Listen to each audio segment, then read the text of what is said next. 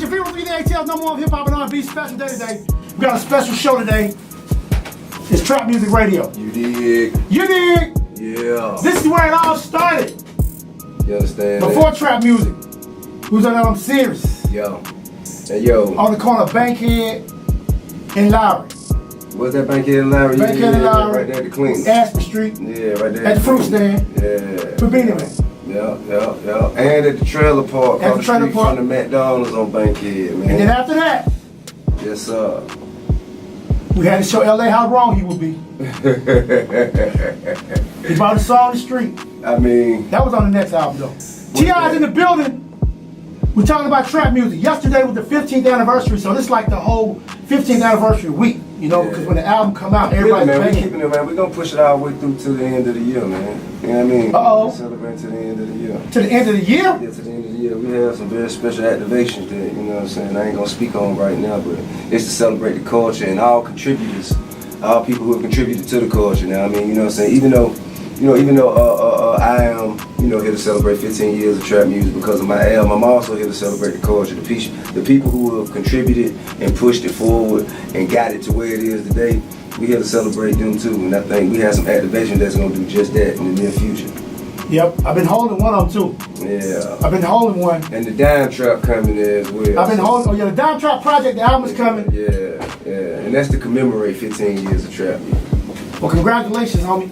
Man, I appreciate that, man. It's all love. I couldn't have did it without you, man. Hey, listen, man, when I was really nobody, you know what I'm saying? Like, really, I was still trapping, you know what I'm saying? And I had a record deal, but So, my first record that we thought was going to pop, it didn't pop, you know what I'm saying? The one with me and Beanie Man produced by Pharrell and the Neptunes called I'm Serious, that didn't really pop. The beat on right now. Okay. Well, I ain't got my headphones on. Listen, Craig, you ain't gonna don't correct me in public, okay? You understand that? I'm sorry, kid. And hey, look, check this out. And ain't nothing playing. Okay, yeah, they distorted. All right, so look, right.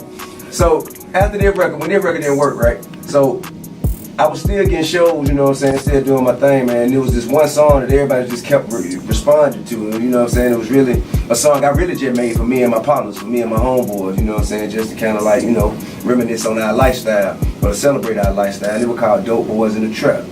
And would nobody play that record but Greg Street, you know what I'm saying? That was my song, man. That was my song! I'm talking about if you ain't never been in the, if you weren't present in the bounce when we did Dope Boys in the Trap, on Bankhead, you don't have no real true understanding of what it means to go up. I can remember Tip coming in the club like, man, let me perform tonight, man. I got you, dog. I got you. We about to go talk to you people. We got to go get this straight. We got to do this Dope Boy. That was my song, man. That was my song. And Dope Boys in the Trap, it really what made me say, man, you know what, man? We did a song dedicated to our lifestyle. Let's do an entire album dedicated to it. And that's how, trap music, And the crazy part about the story, I was actually, when trap music came out, that was during the time when I was flying back and forth from Dallas to Atlanta. Right on. And we did a release party at Jamie's on 360 in Division at Jamie's on a Sunday. Okay. When the album came out. Right on. And man, it was really popping for me before trap music, because I'm Serious is a classic, man. Look, man, I still ain't forgave myself. True. Dope Boys in the Trap. Just doing my job. But like I said, a lot of people didn't get it. What happened? That lady them thinking, we got this big pop record, Beanie Man is on top of the world. We got a Pharrell beat. Like, no, LA, no. No.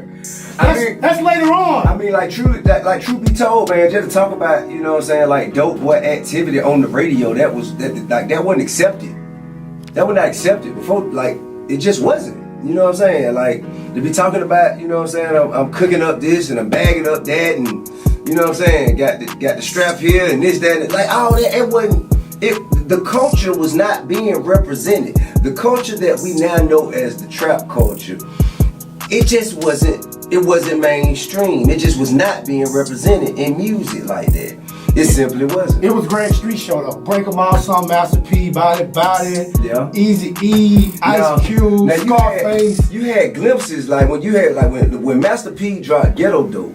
Yep. You know what I'm saying? Like that let us know that it was possible. But before Ghetto Dope, Ice Cream Man. Ice Cream Man, absolutely. Body. Absolutely. So absolutely. See, but I think that because, like, all of us in business, you know what I'm saying, we moving with the opportunity to generate commerce. You know, you was in a major system. Yeah, absolutely. So, trap music is, when I say it started with trap music, and when I won't say the inventor, but when I say I was like, you know, the founder of trap music, because the word trap and the word music had never been put together to describe a sound before. You know what I'm saying? Of course, Cujo said trap in a record. Of course, you got people like a Damn Shame who was talking, who said trap in the record. You got people like even Big Boy who said trap in the record. But I'm talking about to really put that word with to create a genre, combining with music to describe a sound that would create a genre that's still here today.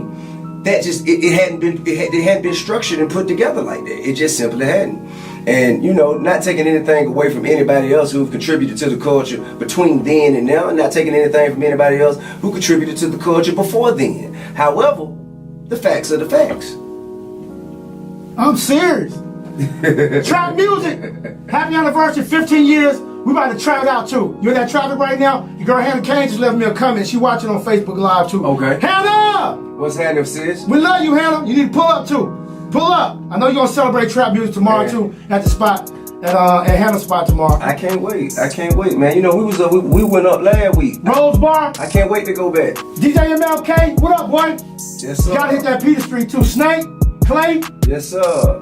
255. We gonna trap it out. We went last week. I can't wait to go back. We going back. Oh yeah, you did. You went Sunday, huh? I can't wait. Nah, it was last week. That was like Tuesday. Wednesday. Yeah. T.i. in the building, we celebrating trap music. 15 years. That's right. 15 years of trap music. That's right. What's up to the Hustle Gang, Grand Hustle? And you know what? I think that what really made this celebration, like, you know what I'm saying, more important than just about an album or about some rappers. Like, it's really about, like, you know, the conditions that we made it out of, the conditions that we were subjected to, that were meant to destroy us, you know what I'm saying? And for the most part, it did tear our community down, it did break up a lot of our families, and it did send a lot of us to prison. But through all that though, bro, we were able to take those experiences, put them in music, package them, and create a platform for us to raise ourselves and our families up out of the very environment that they meant for us to stay in and be destroyed. You know what I'm saying? So I think that's what we celebrate. Like that, it ain't just about T.i.p. You know what I'm saying? No more than it's just about any other one artist. It's about collectively, man. We all were subjected to the same hell, and we endured it. We overcame it, and we created music that changed the standard of living for our families for forever. So I think that's the celebration. You know what I'm saying? That's what we celebrate for.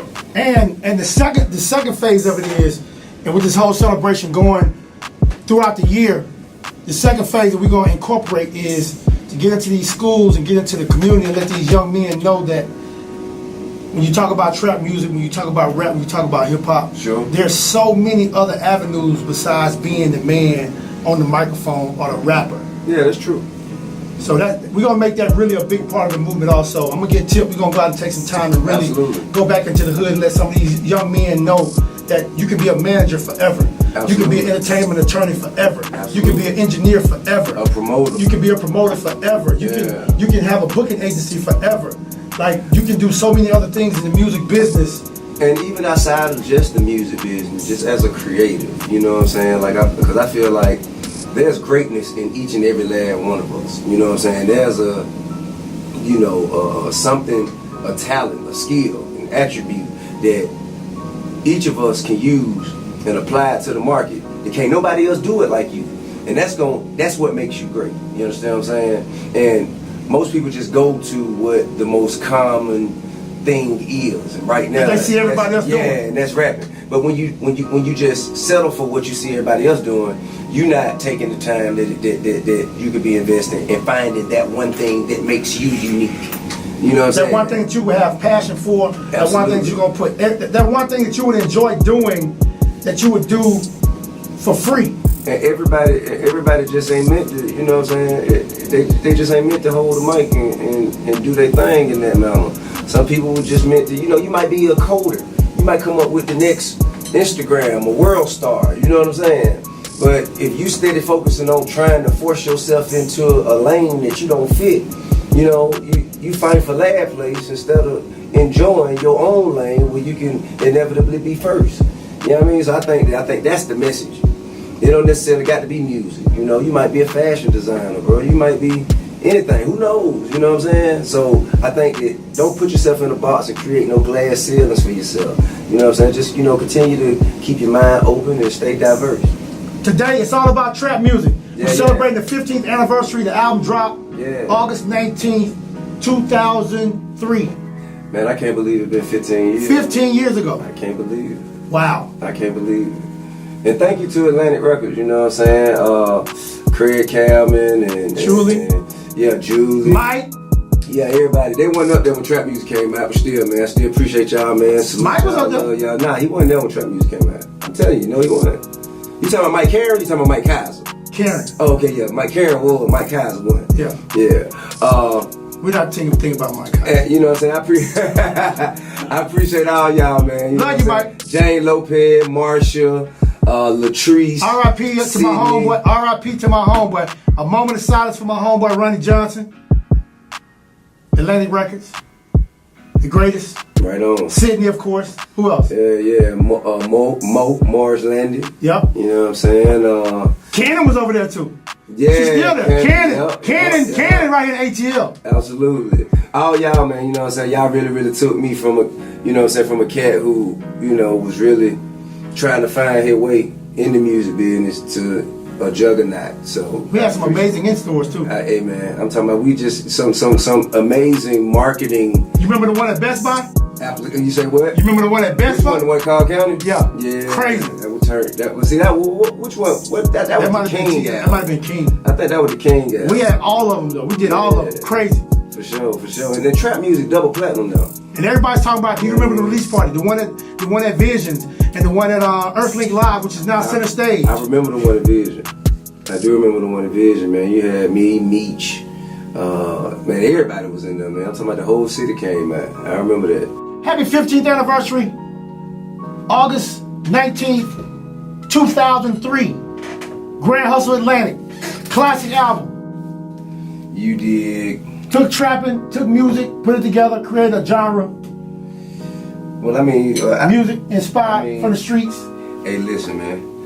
I just made my contribution, you know what I'm saying? I just happened to make the first contribution that allowed to platform the rest of everyone else's contributions. There are no big eyes and little U's, you know what I'm saying? The only time I feel compelled to remind people, you know what I'm saying, that it started with my album is when they try to say it didn't start with my album. You know what I'm saying? Aside from that, I'm as humble and as appreciative and as gracious as I can be, but one thing ain't nobody never been able to do is take nothing from me. You know what I'm saying? No matter whether it's major or minute, if it's mine, it's mine. We celebrating 15 years of trap music. August 19th, 2003. T.I.'s in the studio. You dig. We trying to find DJ Toon. DJ Toon, pick up the phone, man. Yeah, man, hit my line. Toon, pick up the phone, Toon. Mr. Davis. Mr. Davis. Thorough High School, Campbell Road. No, I like that. Hey, been here, find it. Been here, been real. If you see Toon, you dig. Tell him to call Greg Street or call Tip's phone. Yeah, I don't want to do. All you have to do is just look at his phone and redial the last two numbers. The last two numbers call. Bernard Parks, call your producer, man. Tell him to pick up the phone. Yeah, man. Hey, look, man. So now that we, you know what I'm saying, we celebrate 15 years of trap music. But in order for us to be here for 15 more years, we're gonna have to celebrate the new trap music. So I mean, let's hear some of the, you know what I'm saying, some of the new trap music. You know what I'm saying, like present day. Gunna, Thugger. Yeah, you got Gunna, Thugger. You got Gucci. Shard the God. Shard. Yeah, you got Gucci. Lucci. You got, absolutely, YFN, Lucci, Migos, Future. You know what I'm saying. So let's get into that, man. Let's celebrate some of that. Number 6 song is coming next. We're on the top 8. High school football too. Cam Newton, the big game comes up this weekend, and I got schools every day except for tomorrow. Tomorrow I'm at the Days and Blaze tour, but tonight, Wednesday, Thursday, and Friday, Wednesday and Thursday they're in the building because they're playing this weekend. So Corky Kill Classic was crazy this past weekend. Mike Laverty, Mr. Metro PCS. I saw you doing the Metro PCS halftime too in the Ben Stadium with Chuck Smith and everybody for the Corky Kill Classic. I know Metro PCS has been down with the Corky Kill Classic for years. Laverty, I still got pictures from the first year we was on the field out there representing. So high school football is back.